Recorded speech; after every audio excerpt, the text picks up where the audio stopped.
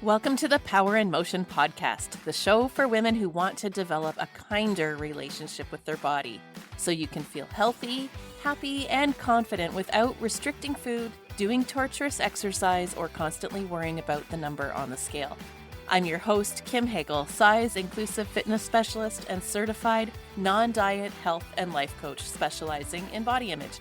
This podcast is here to provide weight-neutral, health at every size aligned information and coaching on sustainable habits and mindset shifts so you can feel your very best in the body you have right now. Let's lace up our runners and go for a walk while we chat.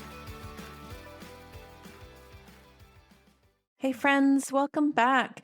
Hey, if you're just tuning in for the first time, thanks so much for being here. My name's Kim and I'm a personal trainer and registered holistic nutritionist, and I have a passion for helping women just like you break free from diet culture and heal their relationship with exercise, movement, their body, food, so that you can step confidently out into the world in the body that you have today. So thanks so much for joining in. And if you've been here before, thanks so much for coming back.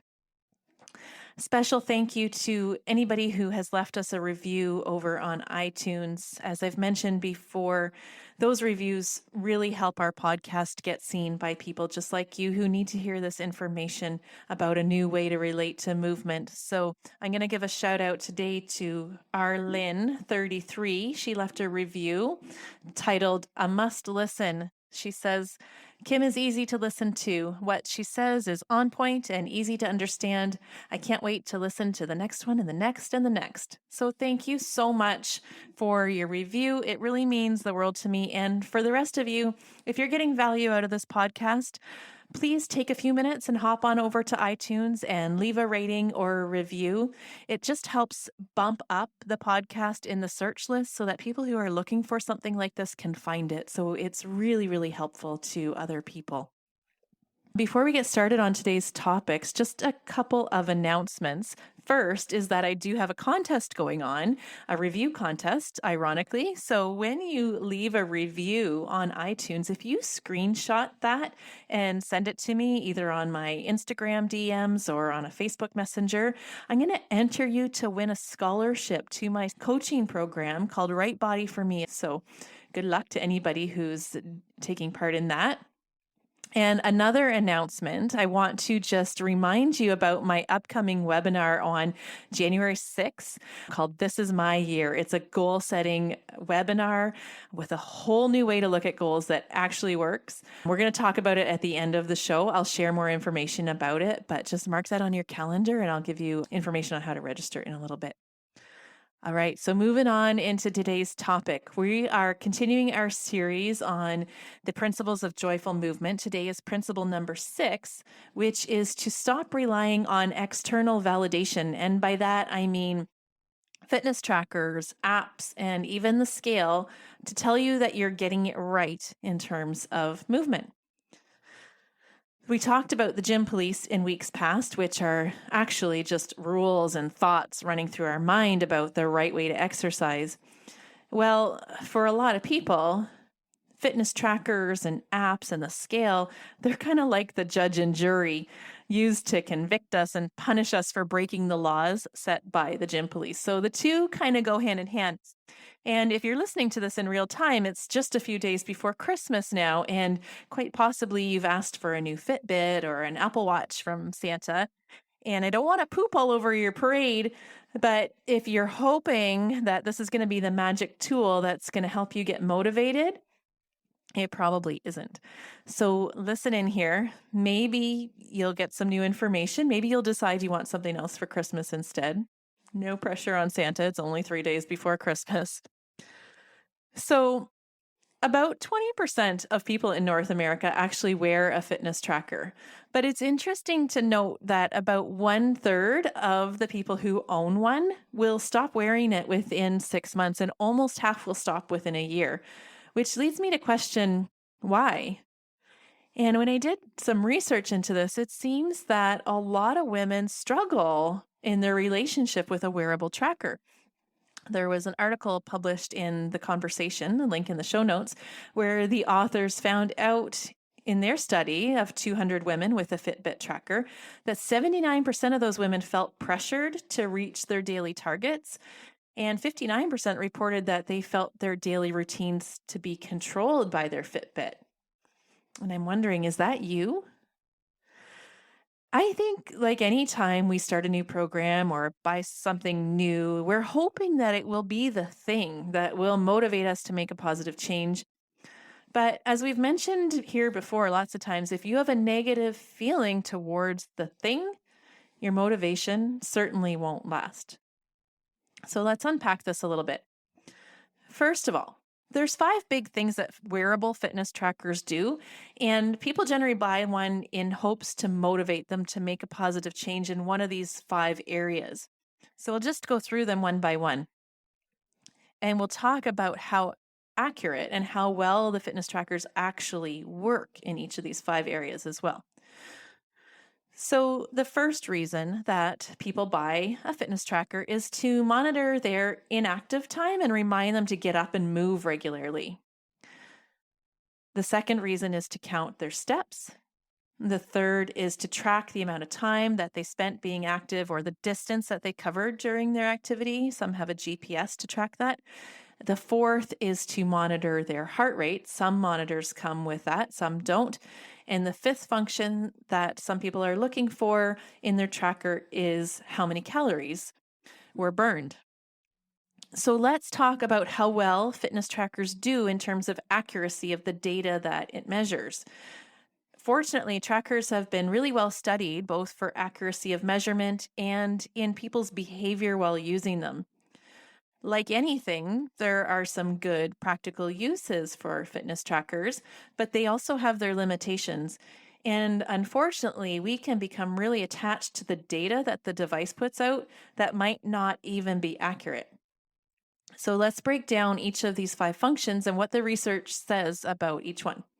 So the first purpose that people buy trackers for is that inactivity reminder. And fortunately, trackers are definitely accurate at doing this.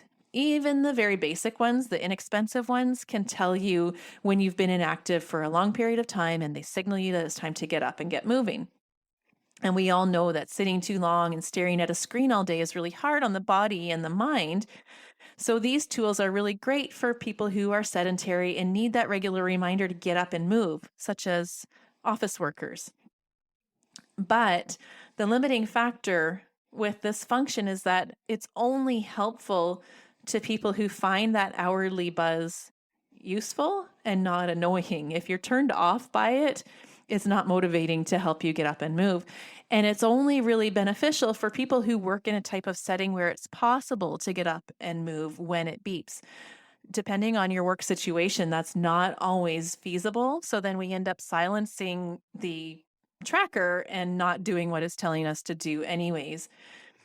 So my take on this is that if this is the only reason that you think you need a fitness tracker, a timer on your phone or a beep on your computer would probably work just fine. You don't need to spend extra money on a fitness tracker. The second reason that people buy a fitness tracker is to track their steps. And that's the main reason that the majority of fitness tracker wearers use them. For the most part, they do a pretty good job of accurately measuring the steps that you take, although some of the cheaper wrist models can confuse random arm movements for walking. The real issue with the whole step counting feature is the whole notion that 10,000 steps a day is the gold standard that every human must be striving for. There's actually no scientific research to prove that this is true. It's actually pretty funny. The number is completely arbitrary. It was chosen by the manufacturers of the first pedometer back in the 60s. And it was called the Maimpo-Kei, which translates as the 10,000 step meter. And it was made in Japan as part of a marketing campaign around the excitement for the 1964 Tokyo Olympics. And it just caught on. And to date, there have been numerous studies trying to pinpoint the right amount of steps that a person needs, and the jury's out. The main reason they can't come up with a number is because most of the studies look at calories burned or weight loss as the outcome goal. And obviously, more steps taken would result in more weight loss. But in terms of actually maintaining good heart health and mobility, the number of steps needed might actually be much lower, maybe even as low as 3 to 5,000. Nobody's really been able to determine for sure.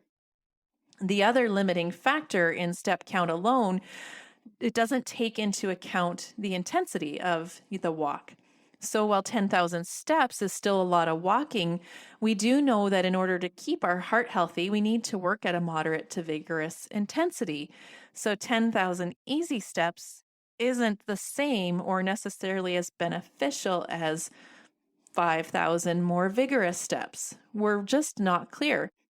One study did determine that it might take about 7,500 steps to equal the 30 minutes of daily activity recommended in the Canada Physical Activity Guidelines. So that's something.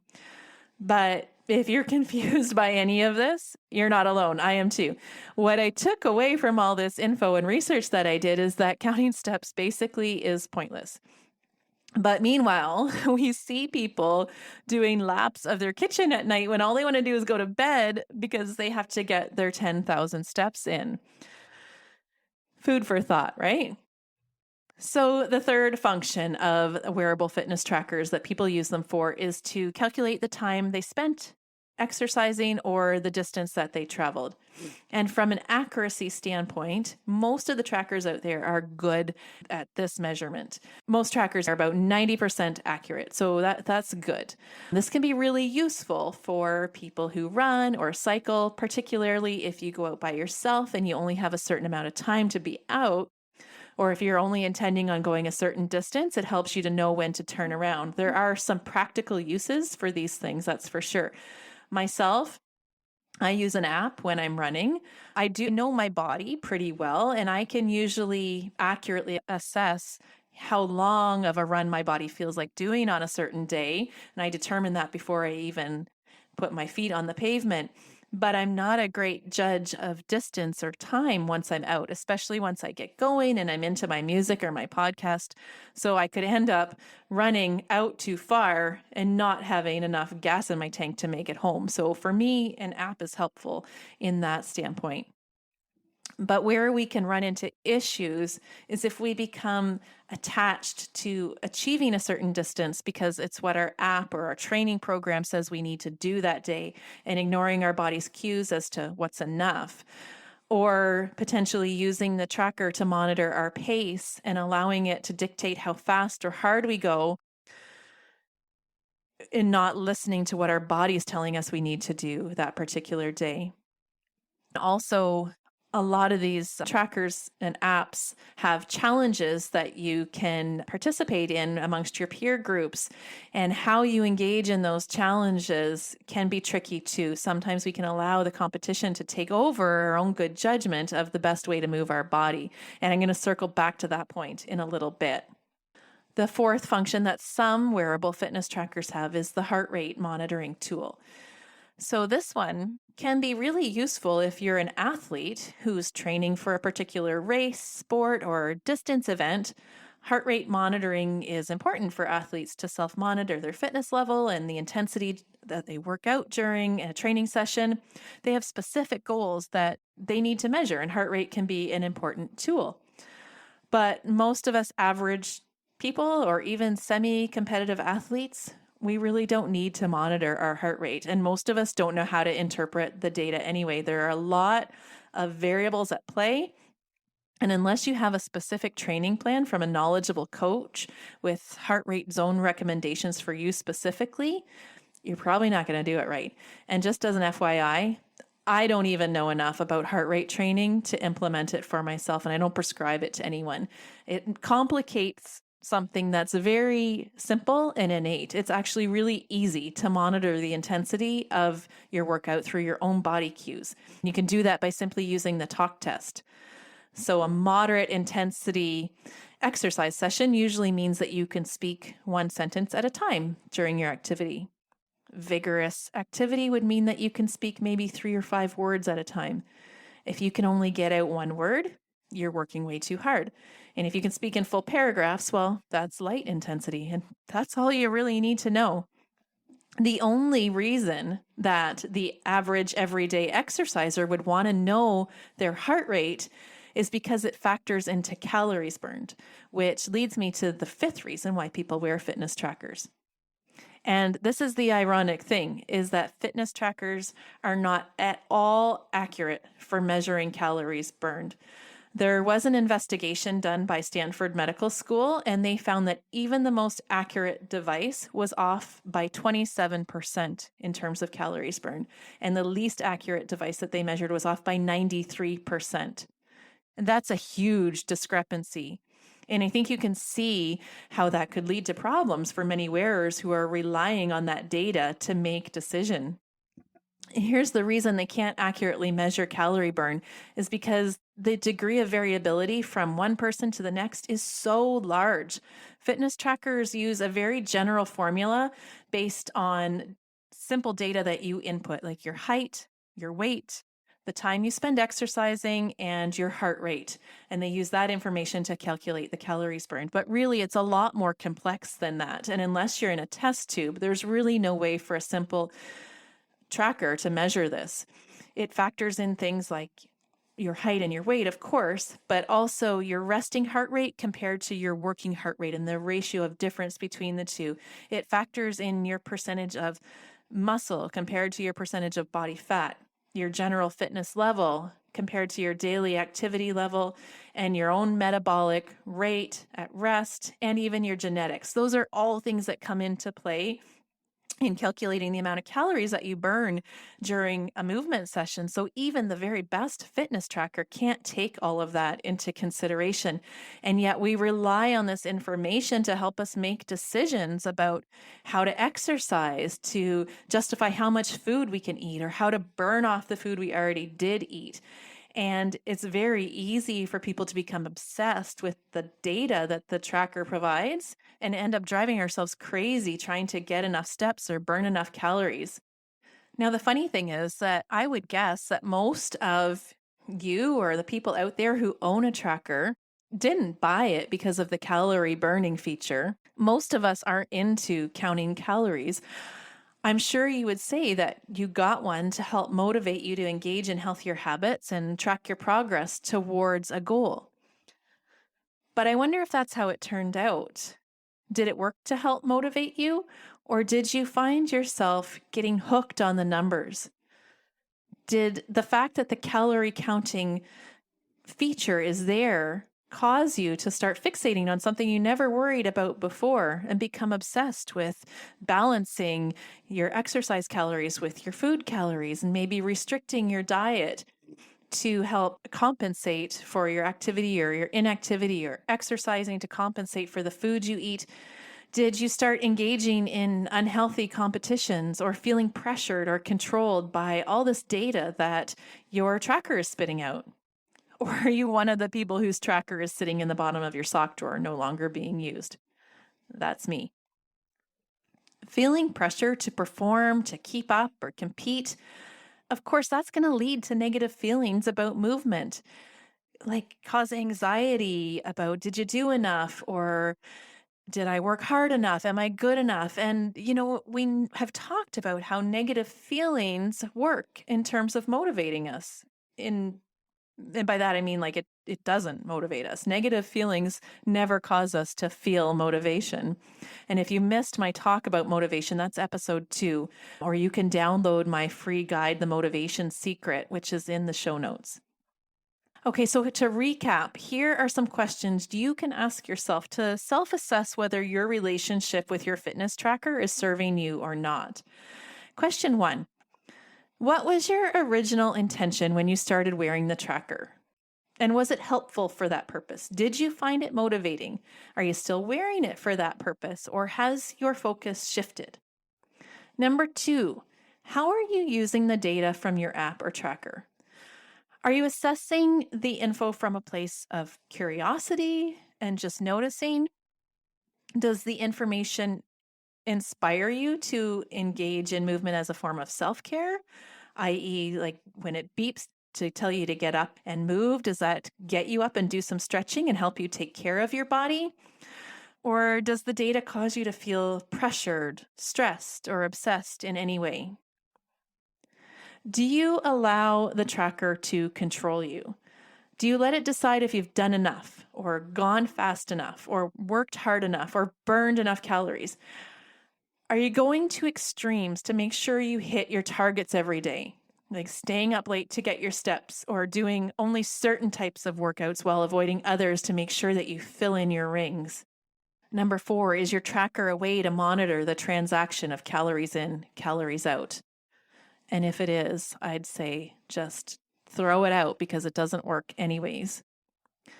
Number 5, is it causing you to become overly competitive in an unhealthy way? And most of these apps have some sort of community challenge built in. Where I live locally, I'm a member of a triathlon club, and we have this funny saying that if it's not on Strava, it didn't happen. And Strava is our tracking app that we use to measure the distance of our runs and bike rides and things like that.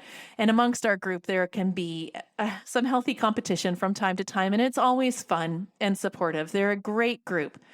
But what I'm saying is you really have to know yourself and how you react to competition. I myself have a competitive streak, and it has nothing to do with the people I'm competing with because they're all just in it for fun. But I know my brain and how I can allow competition and numbers to take me over to a fault. It's not always healthy. So I have to make sure I'm in the right frame of mind before I engage in any sort of challenge or competition. So I just want to give you that as food for thought as well. Number 6. Basically, is your mindset around using your tracker coming from a place of love and caring for yourself? Or is it coming from a place of fear and needing to fix yourself? If you're using your tracker because you think you need to fix yourself, that's a warning sign. Remember, friends, love always wins. There's nothing wrong with you. You don't need fixing. And just a little side note here, I centered most of my conversation today around wearable fitness trackers, but everything that I'm talking about here, all the same principles apply to the use of calorie counting apps such as MyFitnessPal or even the bathroom scale. Weighing yourself often to assess whether your food and movement choices are right, it's all the same thing. All of it is relying on some external tool or number to validate that you're doing a good job. And it's all just diet culture in different forms. So with all that in mind, and knowing that so many women feel such pressure from using a tracker, I think it's safe to say that in general, these trackers might be interfering with experiencing joyful movement. And we also learned today that there's a lot of limitations. They're not all that helpful. We know that a lot of the things these apps are tracking are arbitrary or inaccurate anyway. So if you're not getting good, reliable data from their thing, that's just something to be aware of too. If all this tool is doing is causing you to feel badly about yourself, highlighting that you're not doing enough, or if it's causing you to struggle with motivation, then maybe it's time for something different. But good news, the only tracker you really need, you've already got it, and it's free. The tool is your body, and the app is the process of attunement. Attunement is simply the process of tapping into your body's own signals and cues and using them to guide your movement and eating choices. Like I said with the talk test earlier, your body has its own way of telling you whether you're working hard enough. The talk test is one way the body signals us. But other ways your body can talk to you are through your energy level. You know far better than an app how much you have to give on any given day. Another signal is just how your body feels. Maybe your legs are sore and running today wouldn't be the best choice. Perhaps a walk and a stretch would feel better. The other cue your body sends is just your mental state, how you feel in your mind. Are you feeling stressed out and maybe needing something simple and low key today? Are you feeling happy and inspired? Maybe you want to dance around your kitchen. Maybe you're angry and you need to throw a kettlebell around. Or maybe you're just spent and you need some restorative yoga. No app can possibly assess all these things, but you can by scanning your body and noticing how you feel from head to toe and asking what would feel best for you and your body today. Attunement means trusting your body to know what it needs and allowing it to set the pace. It means feeling empowered with the knowledge that you know your body best and you can make the best choice. It means there's no one right way to move and no one right intensity. And it means there's no need for competition. Attunement is choosing what's in your highest good and saying thanks anyway to the things that don't serve you. Now, none of these are going to tell you how many calories you burned, and you might question whether you did enough to burn off the foods you ate, but that's where intuitive eating comes in, which is a topic for another date, but is just about tuning in to your body's cues when it comes to how much to eat, how much you need, when you're full, when you're hungry. But it's also awesome because disconnecting your movement from the desire to lose weight or the need to burn calories is the number one thing that you can do to help improve motivation and help to feel empowered to move just for the pure joy of it. Honestly, guys, your body has the whole calorie balance thing figured out anyways. Your body knows what size it wants to be, and it wants to feel its healthiest, most energetic best. So when we can tap into our body's signals and listen, it's going to do a way better job of working all that out than any app anyways. So there you have it. Save your $300 to $1,500 and ask Santa for something different this year. Or maybe you make your New Year's resolution to stop using your tracker. On that note, with New Year's just around the corner and everybody to start thinking about goals for 2021, I wonder if you'll join me in resolving to reject diet culture this year.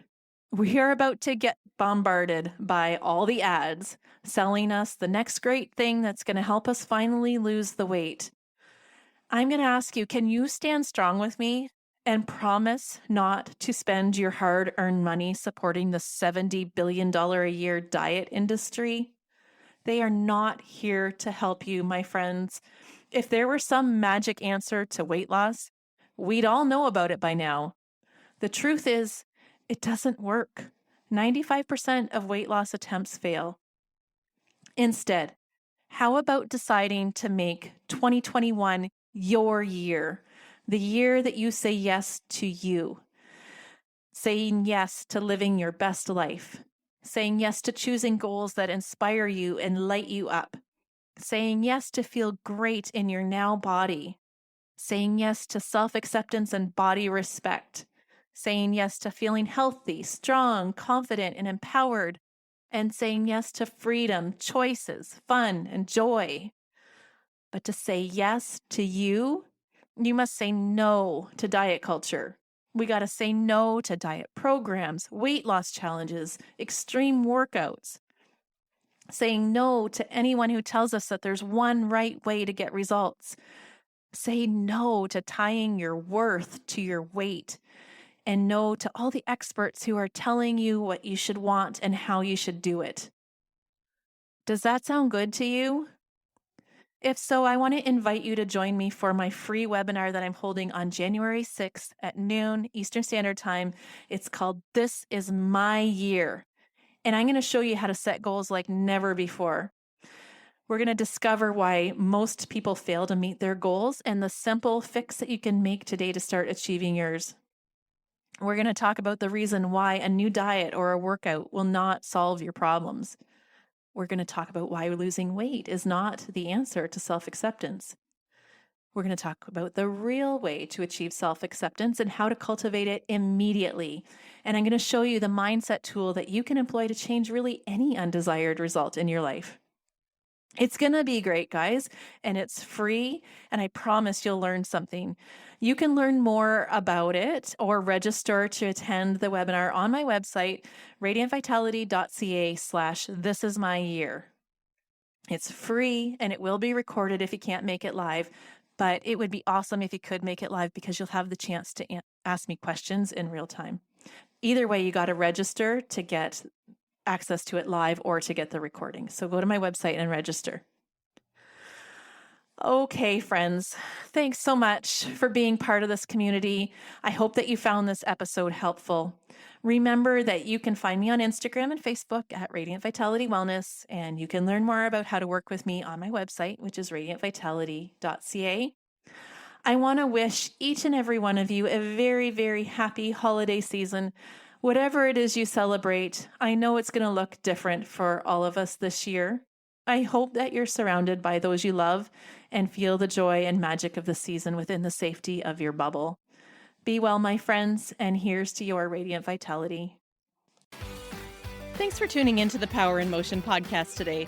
If you love what you're learning here, then I invite you to take the next step of embodying these concepts into your own life so that you can live your healthiest, happiest life and never again feel held back by your body. Coaching is the fastest, most efficient pathway to taking what you know in your head to actually applying it and seeing results. Whether you're looking to make changes around movement, food, body image, or all three, I'm here to help you nurture a kind, respectful, and trusting relationship with your body so you can feel your very best. Click the link in the show notes to book a free consultation, and together we'll uncover what's getting in the way of you having the results you want. You'll leave this call knowing exactly what you need to work on, and together we'll explore whether one of my coaching offers is a good fit for you. I can't wait to meet you.